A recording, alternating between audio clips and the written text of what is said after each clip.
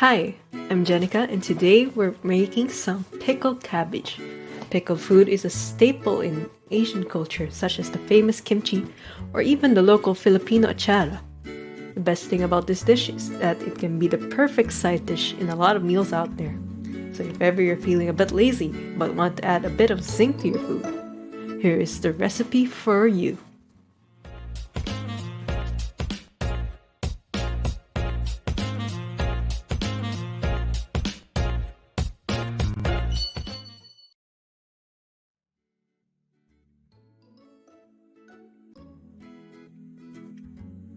Firstly, you have to cut the vegetables.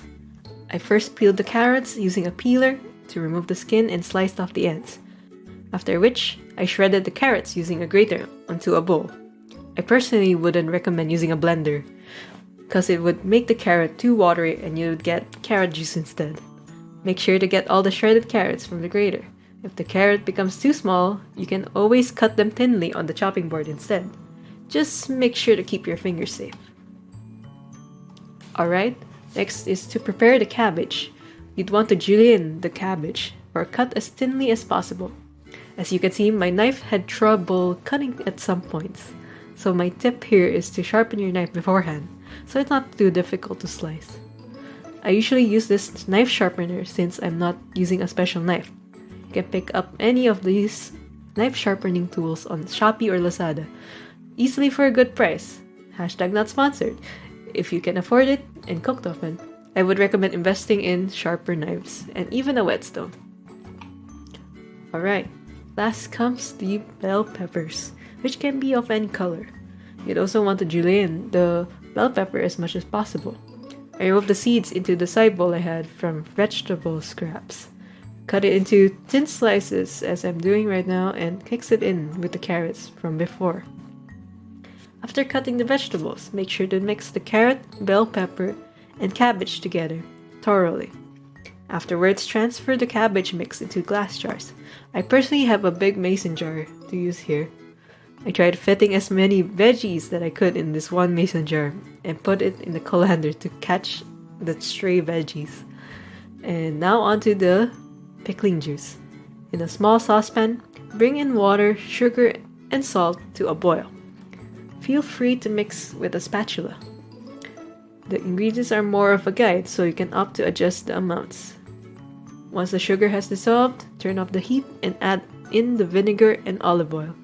Mix it well and transfer it into a glass container to make it easier to pour, such as this measuring cup.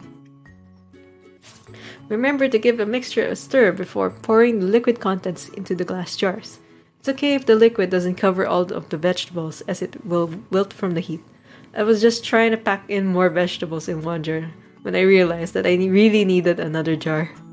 So it just happens that I had more veggies than expected, so I had to make more pickling juice for the separate jar. And there you have it, a simple and quick recipe that you will make that will surely upgrade your meals. As you can see, I'm making another batch and it took me a little time to prepare another jar. For storing, allow the jar to completely cool before transferring to the fridge.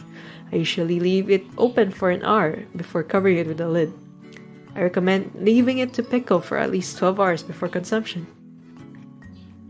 So where can you use this pickled cabbage? Personally, I like adding it on rice meals such as this kimchi fried rice I made, alongside a failed ramen egg that I left marinating in the fridge the day before. If I want another side to my family's usual meals, I usually add these as well. My dad also bought me a plain chicken sandwich the other day, so I tried adding the pickled cabbage to bulk it up.